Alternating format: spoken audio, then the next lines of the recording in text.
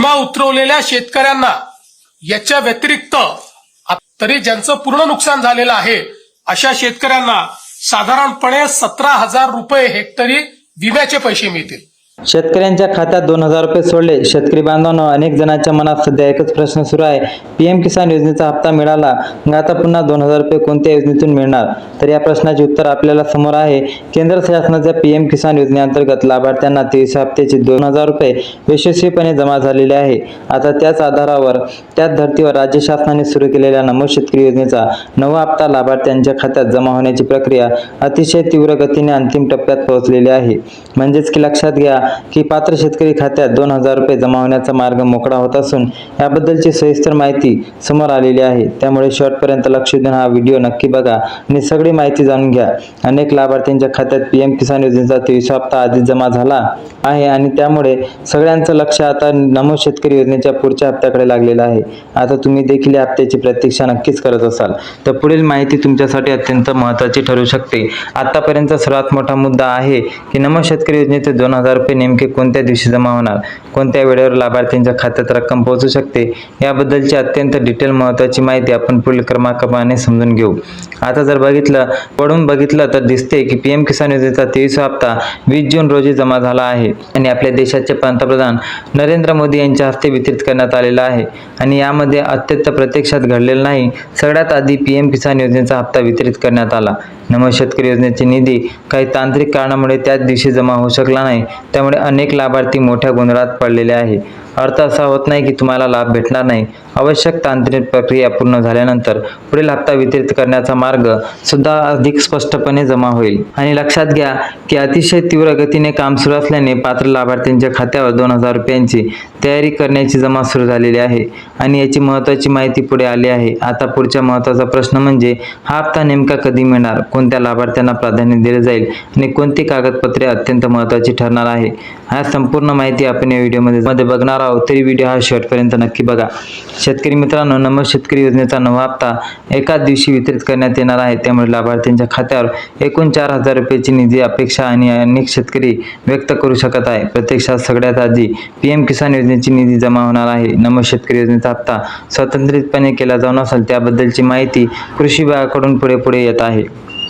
जर बघितलं तर सध्या मिळालेल्या माहितीनुसार कृषी विभागातील सूत्राकडून अत्यंत महत्त्वाचे संकेत मिळालेले आहे आणि यामध्ये जर नवा हप्ता वितरित करण्याची शक्यता व्यक्त करण्यात आली असून महाराष्ट्रात दरवर्षी कृषी दिन मोठ्या उत्साहाने साजरा केला जातो। या दिवशी शेतकरी, कृषी क्षेत्रात उल्लेखनीय काम करणाऱ्या व्यक्तींच्या आणि नमो शेतकरी योजनेच्या पुढील हप्त्याचे वितरण करण्याची शक्यता व्यक्त होत आहे। म्हणूनच शेतकरी मित्रांनो, आता सर्वांचे लक्ष कृषी दिनाकडे लागलेले आहे आणि प्रश्न असा तयार झालेला आहे की नमो शेतकरी योजनेचा नवा हप्ता कृषी दिनाच्या दिवशी वितरित होणार ही माहिती समजली, पण कृषी दिन नेमका कोणत्या दिवशी होतो? तर लक्षात घ्या, महाराष्ट्र कृषी दिन दरवर्षी 1 जुलै रोजी साजरा केला जातो। त्यामुळे सध्या माहिती पुढे येत आहे की त्याचप्रमाणे नमो शेतकरी योजनेचा नवा हप्ता 2,000 रुपये ही निधी वाटप होणार आहे। त्यामुळे 1 जुलै ही तारीख अनेकांसाठी महत्त्वाची ठरू शकते। पुढील अधिकृत प्रक्रिया पूर्ण झाल्यानंतर ही निधी वितरणाला गती मिळणार असल्याची शक्यता व्यक्त होत आहे। म्हणून पुन्हा थोडक्यात जर सांगायचं झालं तर कृषी दिन म्हणजे 1 जुलै या दिवशी नमो शेतकरी योजनेचा पुढील हप्ता वितरित होण्याची शक्यता सूत्राकडून व्यक्त झाली आहे। त्यामुळे आता अनेकांना प्रतीक्षा संपण्याचे दिवस आणि चिन्हे दिसून येत आहे। 1 जुलै रोजी हप्ता वितरित होण्याची शक्यता असली तरी सुद्धा प्रत्येक लाभार्थीच्या खात्यात रक्कम जमा होईलच असा निष्कर्ष जर तुम्ही काढत असाल तर काढू नका, कारण शासनाने काही पात्रता, अटी आणि तांत्रिक तपासणीची प्रक्रिया सुद्धा निश्चित केली आहे। म्हणून कोणत्या लाभार्थ्यांना सगळ्यात आधी निधी मिळेल, कोणत्या अर्जाची तपासणी पूर्ण झाल्याचे खात्यामध्ये रक्कम जमा होईल आणि कोणत्या लाभार्थ्यांना काही कारणामुळे प्रतीक्षा करावी लागू शकते ही माहिती समजून घेणे सुद्धा तितकंच महत्त्वाचे ठरेल। आता यामध्ये जर बघितलं तर नमो शेतकरी योजनेत सुद्धा मोठी बातमी आलेली आहे। सुद्धा सामान्य वर्ग, अनुसूचित जाती प्रवर्ग, अनुसूचित जमाती प्रवर्ग अशा स्वतंत्र गटानुसार निधीची विभागणी करण्यात येत आहे। प्रत्येक प्रवर्गासाठी स्वतंत्र मंजुरी मिळत असते आणि यानुसारच डीबीटी नंतर तुम्हाला पैसे होणार आणि मिळणार आहे। लाभार्थ्यांच्या खात्यावर रक्कम वर्ग केली जात आहे आणि त्यामुळे आर्थिक कारवाई सुरू केलेली आहे। आता सध्या उपलब्ध माहितीनुसार सर्व आर्थिक तांत्रिक प्रक्रिया पूर्ण झालेल्या आहे आणि त्यामुळे नमो शेतकरीचा नव्या हप्त्याचा मार्ग अधिक स्पष्ट झाल्याचे संकेत आपल्याला मिळत आहेत। आता शासनाची प्रक्रिया सुरू असताना नमो शेतकरी म्हणून आपली जबाबदारी देखील तितकीच महत्त्वाची ठरते। लक्षात घ्या, या त्रुटीमुळे काही चुकामुळे पैसे खात्यात येण्यास अडथळा होऊ शकतो. त्यामुळे तुम्हाला अर्जातील सर्व माहिती योग्य आहे का, बँक खाते ॲक्टिव्ह आहे का, कागदपत्रे आवश्यक पूर्णता आहे का, याची एकदा तुम्ही खात्री करून घ्या आणि तुमच्यासाठी हे फायदेशीर ठरेल. आता सर्वात महत्त्वाची पात्रता समजून घेणे घ्या. सगळ्यात आधी तुम्हाला KYC पूर्ण करणे आवश्यक आहे. अनेक लाभार्थ्यांचे हप्ते KYC अपूर्ण असल्यामुळे अडकलेले पैसे दिसू शकतात. त्यामुळे तुमचं आधार कार्ड संबंधित बँक खात्याशी लिंक असणे सुद्धा अत्यंत महत्त्वाचं आहे. आता ही प्रक्रिया पूर्ण झालेली असेल तर DBTच्या माध्यमातून निधी थेट तुमच्या खात्यावर कोणत्याही तांत्रिक अडचणीशिवाय तयार होण्याची शक्यता आहे. याशिवाय शासनाने निश्चित केलेल्या सर्व पात्रता, सर्व अटी पूर्तता लाभार्थ्यांच्या योजनेचा लाभ दिला जाणार आहे. तुमची माहिती आणि तुमचे कागदपत्रे अचूक असल्याची खात्री एकदा करून घ्या आणि कोणत्या लाभार्थ्यांच्या खात्यात पैसे जमा होऊ शकते सुद्धा तुम्ही थोडक्यात समजून घ्या. कारण अनेक शेतकरी मित्र पात्रतेबाबत सतत प्रश्न विचारत असतात. त्यामुळे ही माहिती काळजीपूर्वक ऐका आणि सगळ्यात आधी लाभार्थ्यांच्या खात्यावर नियमितपणे PM किसान योजनेचा हप्ता जमा होणार.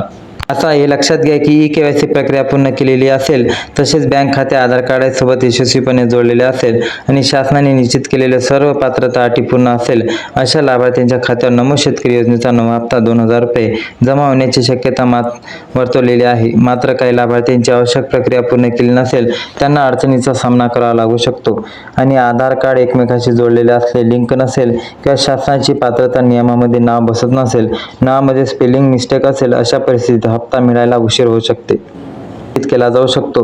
कोणतेही 2 महत्त्वाचे कामे पूर्ण आवश्यक ठरेल हे सुद्धा तुम्ही समजून घ्या. कारण ही प्रक्रिया पूर्णपणे असेल आणि खात्यात जमा होण्याची शक्यता वर्तवण्यात आलेली आहे. आता हे पहिले महत्त्वाचं काम म्हणजे KYC पूर्ण करणे. अजूनही ज्यांनी KYC पूर्ण केली नाही त्यांनी शक्य तितक्या लवकर पूर्ण करावी आणि तपासणी प्रक्रिया पूर्ण नसल्यास 2,000 रुपयाचा हप्ता अडकू शकतो. आता दुसरं अत्यंत महत्त्वाचं म्हणजे बँक आणि आधार कार्ड एकमेकांसोबत जोडलेलं असणे तपासून घ्या. जर दोन्ही माहिती योग्य प्रकारे लिंक नसेल तर तातडीने पूर्ण करून घेणे तुमच्यासाठी फायदेशीर ठरणार आहे. कारण DBTच्या माध्यमातून तुम्हाला हे लाभ मिळणार आहे. KYC पूर्ण असणं आणि आधार कार्ड बँक खात्याशी जोडलेलं असणं हे दोन्ही प्रक्रिया पूर्ण असल्यास हप्ता जमा होण्याची तुमची शक्यता वाढू शकते. म्हणून प्रत्येक लाभार्थ्यांची स्वतःची माहिती एकदा नीट तपासून घ्यावी. नंतर कोणतीही अडचण तयार होऊ नये यासाठी आवश्यक दुरुस्ती वेळेत पूर्ण करणं महत्त्वाचे आणि तुमच्यासाठी नक्कीच फायदेशीर ठरेल.